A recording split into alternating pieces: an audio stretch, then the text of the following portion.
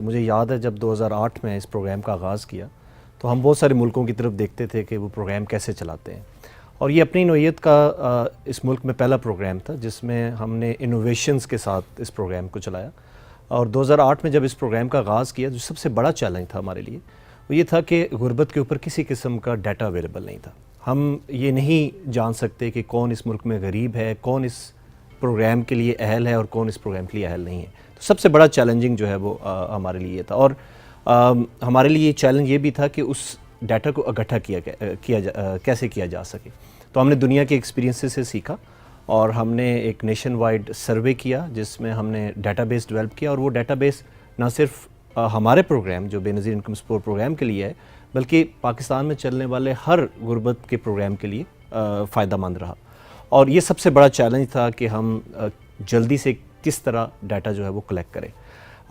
ہم نے انوویشن کے ساتھ کام کیا۔ اس پروگرام کی سب سے بڑی جو خوبی تھی وہ یہ تھی کہ جدید ٹیکنالوجی کو ہم نے استعمال کیا، چاہے وہ ڈیٹا کلیکشن ہو، چاہے لوگوں کو رقوم کی جو تقسیم ہے وہ ہو، کیونکہ اس پروگرام کا بنیادی مقصد اگر آپ اس پروگرام کے نام سے دیکھیں تو یہ انکم سپورٹ پروگرام ہے۔ تھوڑا سا اس کو کنفیوز کیا جاتا ہے کہ یہ 15 سال ہو گئے ہیں اور ملک سے غربت ختم نہیں ہوئی، اس پروگرام کا کیا کردار ہے۔ تو میں تھوڑا سا آج اس پروگرام کی مناسبت سے میں ایکسپلین کرنا چاہتا ہوں کہ اس پروگرام کا بنیادی مقصد لوگوں کی انکم کو سپورٹ کرنا ہے۔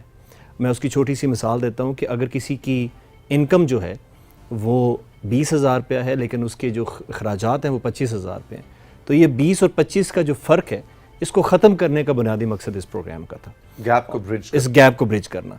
کیونکہ غربت کو ختم کرنے کے لیے آپ کو بہت سارے انیشیٹوز لینے پڑتے ہیں، لیکن اس کے لیے سب سے پہلے ضروری ہے کہ آپ لوگوں کی جو فوڈ سیکیورٹی ہے، لوگوں کی جو غذا کی ریکوائرمنٹ ہے، اس کو آپ انشور کریں، اور اس پروگرام نے وہ کیا پچھلے 15 سالوں میں۔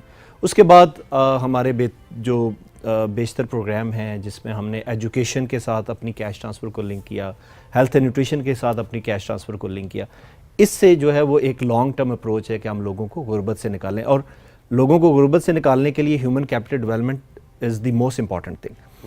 2 طریقے ہوتے ہیں غربت سے نکالنے کے لیے، ایک تو یہ ہے کہ آپ ان کو امپلائمنٹ دیں یا آپ ان کو کسی کاروبار میں انگیج کریں، وہ ایک شارٹ ٹرم اپروچ ہوتی ہے۔ شارٹ ٹرم میں اس لیے کہوں گا کہ آپ نے کسی کو ایسٹ دیا، کسی کو لون دیا، وہ ضروری نہیں ہے کہ وہ سکسیڈ کرے، فیل بھی ہو سکتا ہے۔ ایجوکیشن اور ہیلتھ، یہ 2 ایسے اسپیکٹ ہیں جہاں پہ اگر آپ انویسٹمنٹ کریں گے تو لانگ ٹرم اگر کسی گھرانے کا کوئی بچہ پڑھ جاتا ہے تو وہ زیادہ چانسز ہوتے ہیں کہ پوری فیملی کو، نہ صرف اس فیملی کو بلکہ آنے والی جتنی بھی نسلیں ہیں ان کو پاورٹی گیپ سے نکالیں گا۔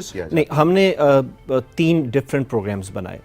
جب ہم نے آغاز کیا 2008 میں تو صرف ایک ہمارا پروگرام ہوتا تھا جس کو ہم انکنڈیشنل کیش ٹرانسفر کہتے ہیں، جو کہ گھر کی جو خاتون خانہ ہے، فیملی کی جو ریپرزنٹیٹیو ہے، اس کو ہم یہ دیتے ہیں، اور یہ اماؤنٹ جو بھی ہم دے رہے ہیں وہ تقریباً 3,000 ماہانہ یہ اماؤنٹ ہے، اور ہم کوارٹرلی ہر سیمائی تقریباً 9,000 روپیہ ایک سیمائی میں اور 8,500 ایک سیمائی میں ہم دیتے ہیں۔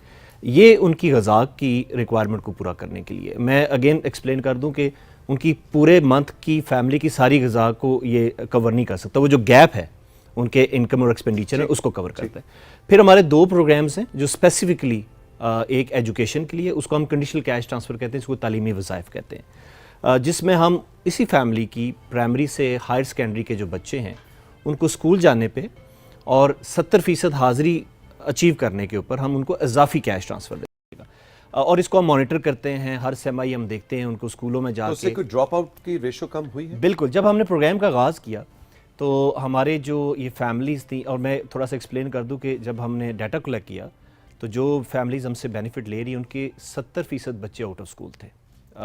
میجورٹی جو ہم کہتے ہیں کہ ہمارے ملک میں 22 ملین بچے آؤٹ آف اسکول ہیں، تو میجورٹی جو ہے وہ ان فیملی سے بلانگ کرتے ہیں۔ ٹھیک ہے۔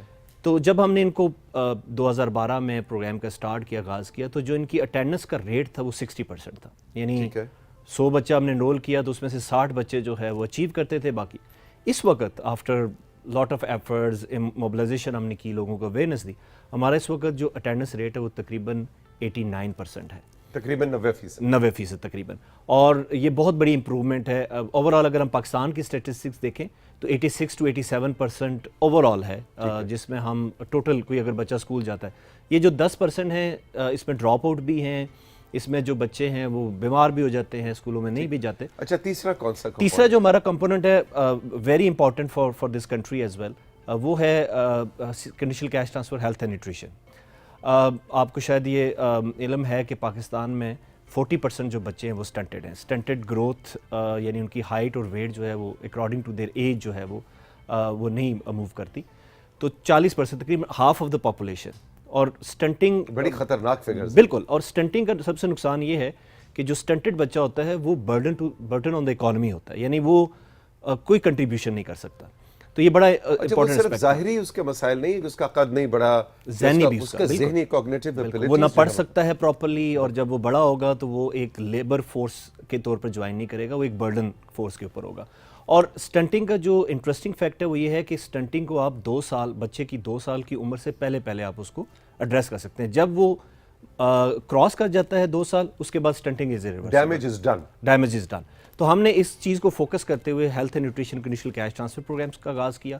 اس میں ہم پریگننٹ اور لیکٹیٹنگ وومن یعنی حاملہ اور جو دودھ پلانے والی مائیں ہیں, اور جو بچہ ہے جب تک وہ 2 سال کا نہیں ہوتا, اس کو ہم ایک اسپیشلائز نیوٹریشس فوڈ غذا دیتے ہیں. ٹھیک ہے. اس کی امیونائزیشن کو انشور کرتے ہیں کہ وہ اپنی سارے جو ٹیکے ہیں, حفاظتی ٹیکے, وہ انشور کرے.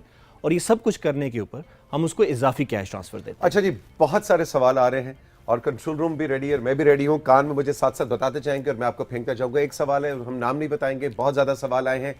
سمپل کوئک آپ نے جواب دینے ہیں. رجسٹر کیسے ہونا ہوتا ہے؟ رجسٹریشن کا بڑا آسان پروسیس ہے. ہمارا ہر تحصیل لیول کے اوپر ہمارا ایک آفس ہے, اس میں ہم نے ایک رجسٹریشن ڈیسک بنایا ہوا ہے.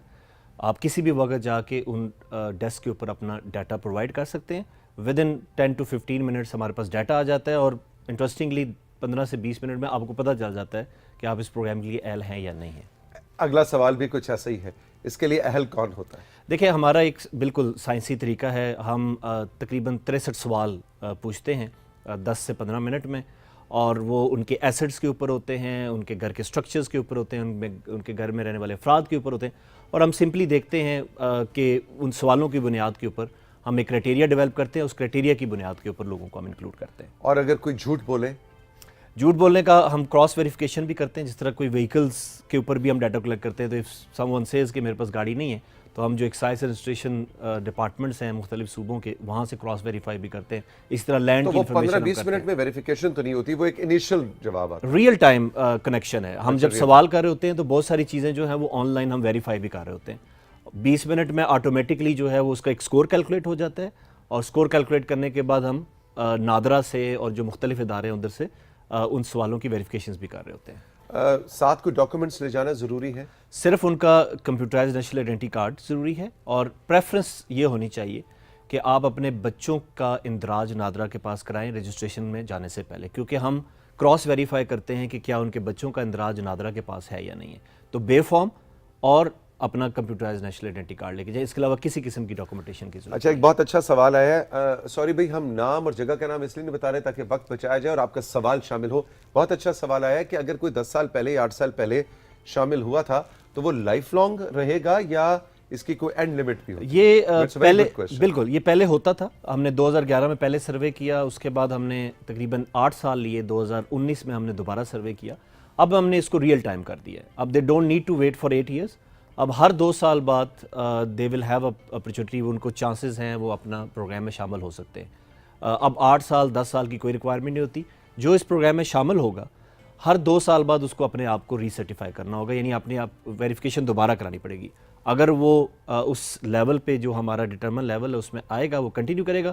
ادروائز جو لوگ اس وقت نئی پروگرام سے بینیفٹ لے رہے ان کو چانس مل جائے گا پروگرام کا حصہ بن جائے. اچھا, سیل دفاتر اگین وہاں پہ یہ فیسلٹیشن موجود ہے, وہاں پہ آپ اپنی بتائیں پرابلم, ہم اس کو ریئل ٹائم ویریفائی کرتے ہیں. وہ ہیڈ کوارٹر کے ساتھ لنک ہوتے ہیں, ان کو اسی وقت پرابلم پتہ چل جاتی ہے اور اس کی ریزولوشن ہم بینک کے ساتھ جو ہے وہ کرتے ہیں. یا اہل خانہ میں سے کسی کو ان کی سب سے پہلا جو حق ہے وہ ان کی جو ایلڈسٹ ڈاٹر ہے اس کا ہوگا, یعنی جو بڑی بیٹی ہوگی اس کا سب سے رائٹ ہے. اسی طرح ہم نے ایک سیکوینس بنایا ہوا ہے, اگر بڑی بیٹی جو ہے وہ بھی نہیں ہے, اس کی شادی کہیں اور ہو گئی ہے, تو جو اس سے نیکسٹ آئے گی وہ, اور آخر میں جا کے جو ہے وہ اس کے ہسبینڈ کو بھی, یعنی اس کے جو خاوند ہے اس کو بھی ہم ایلیجیبل, جس کو ہم کفالت کہتے ہیں, وہ سب کو جو ہے وہ 3000 تقریباً ماہانہ ہم دیتے ہیں. جو ہماری ایجوکیشن اور ہیلتھ کے لیے وہ ویری اس وجہ سے کرتی ہے کہ جتنے بچے ان کے ہوں گے پر چائلڈ ان کو جو ہے وہ اس کا بینیفٹ ملے گا. اور ویری صرف بچہ اور بچی کے حساب سے کرتے ہیں، یعنی بچے کو کم ملتا ہے، بچی کو زیادہ ملتا ہے، تو اس حساب سے ویری کرتا ہے. Otherwise across the board same value. جو دور دراز علاقے ہیں، خاص کر بلوچستان اور سندھ کے جو ڈیزرٹ ایریا ہیں، ان کے لیے ہم نے یہ انیشیٹو لیا ہے کہ وہ لوگوں کے لیے ٹریولنگ کرنا بڑا مشکل ہوتا ہے. ایون تحصیل تک پہنچنا بلوچستان جیسے علاقوں میں 2 یا 3 گھنٹے لگ جاتے ہیں.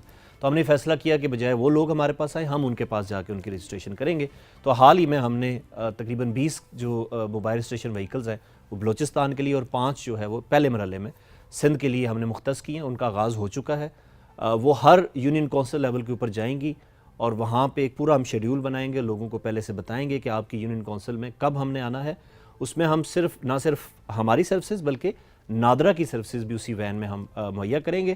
اس سے یہ آسانی ہوگی کہ اگر کسی کے شناختی کارڈ نہیں ہے، کیونکہ ہمارا سارا پروگرام جو ہے وہ نادرا کی ڈاکومنٹیشن کے اوپر بھی ریلائی کرتا ہے. ٹھیک ہے. تو بہت سارے لوگوں کے پاس نہیں ہوتی ڈاکومنٹیشن، تو ان موبائل رجسٹریشن وہیکلز کا فائدہ یہ ہے کہ وہ وہاں پہ دونوں کام کروا سکتے ہیں، نادرا کا کام بھی اور رجسٹریشن بھی کروا سکتے ہیں.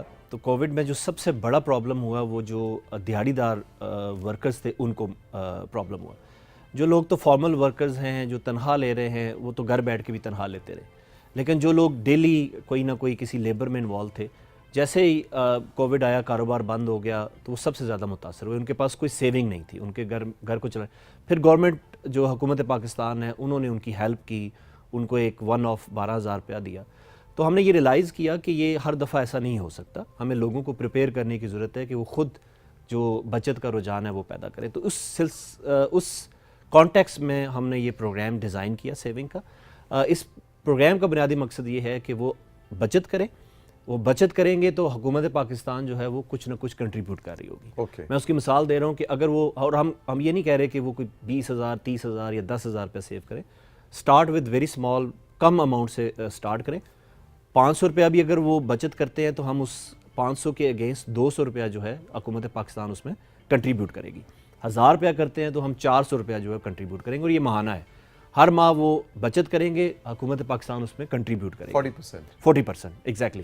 اور اس کو وہ یوز اس وقت کر سکیں گے کہ اللہ نہ کرے ان کے اوپر کسی قسم کی کوئی آفت آتی ہے، فلڈ آ جاتا ہے، ارتھ کوئک آ جاتا ہے، یا کووڈ جیسی صورتحال آ جاتی ہے، تو ان کے پاس یہ سیونگ موجود ہوگی، اس کو وہ ایکٹیویٹ کر سکیں گے. جی. جو آپ بچت اسکیم کی بات کریں، بچت اسکیم کی فی الحال تو ہم نے لمٹ یہ لگائی ہوئی ہے کہ 500 اور 1000 تک آپ جو ہے وہ جمع کر سکتے ہیں. اس سے زیادہ فی الحال ہم اس لیے نہیں کر رہے کہ ہم انکریج کر رہے ہیں جو چھوٹا طبقہ ہے، یہ جو دیہڑی دار مزدور ہیں، ان کو ہم اس پروگرام میں جو ہے وہ اپنا شامل کرنا چاہتے ہیں. اور ہماری ایکسپیکٹیشن یہ ہے کہ اگر وہ مہینے کا جو ہے وہ 25,000 کماتے ہیں تو شاید ان کے لیے پاسبل نہیں ہے کہ وہ 2 یا 4,000 روپیہ سیو کر سکیں، وہ 1,500 روپیہ ہی سیو کر سکیں گے. نوید، بہت بہت شکریہ آپ کی تشریف آوری کا. اور آئی تھنک